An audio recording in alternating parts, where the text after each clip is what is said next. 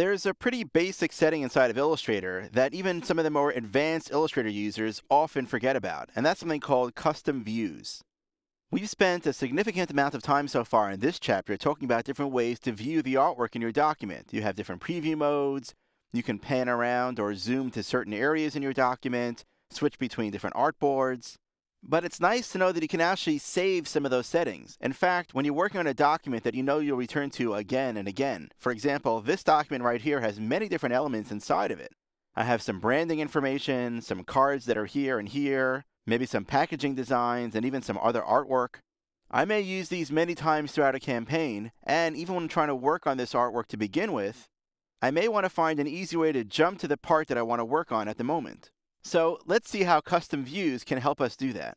I'm going to start by just zooming in on some of the artwork over here. So I'm going to go over here, Command Spacebar gives me my zoom tool. I'm going to zoom in on just this one area here, draw a marquee around that.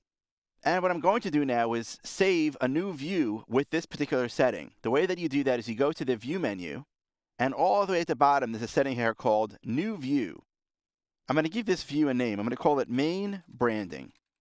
Then I'm going to click OK. Now, say I really want to focus on the detail of this flower right here. So what I'll do is I'll zoom in on just this one flower right here. Now that's front and center of my screen, so I could really focus on it. And I'll save this as a view. I'll go back to the View menu. I'm going to choose New View, and I'll call this one Lily. When I click OK, I now have created two custom views in this document. For example, let's return to this view over here, Fit All in Window. This is where we started out with.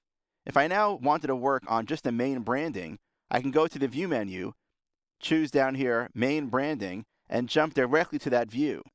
If I know I want to focus on that artwork with the lily in it, I can go back to the View menu, and instead of trying to zoom in or use the hand tool or the zoom tool to get just that area in my focus, I can go straight to it by choosing Lily here.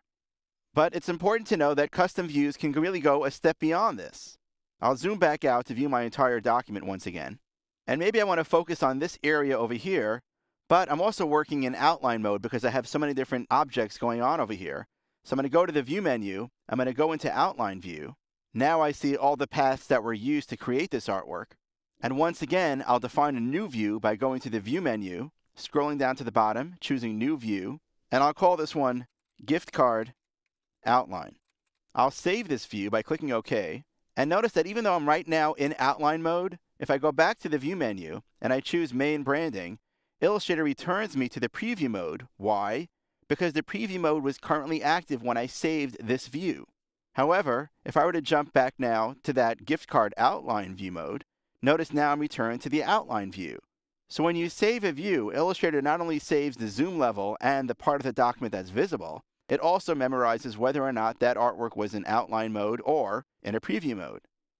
So while it takes a few extra clicks to create these new views inside of Illustrator, know that once you've created them, it's so much easier now to navigate within your document.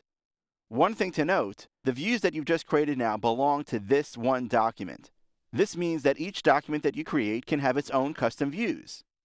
While it certainly makes sense to have custom views set up in a document such as this with multiple artboards in it, it can also be helpful for very detailed artwork. For example, if you're doing a movie poster that has many different elements inside of it, you can create custom views to quickly zoom in on different portions of the illustration.